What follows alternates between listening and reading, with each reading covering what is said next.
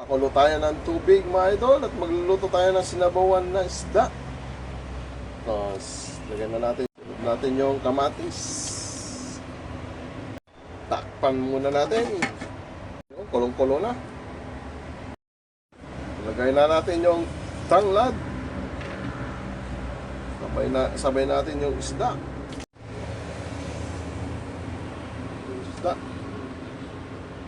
Maglagay tayo ng pampalasa. Maglagay tayo ng asin. Yun. Yung kulo na. Maglagay tayo ng hipon dyan mga idol, yung maliliit.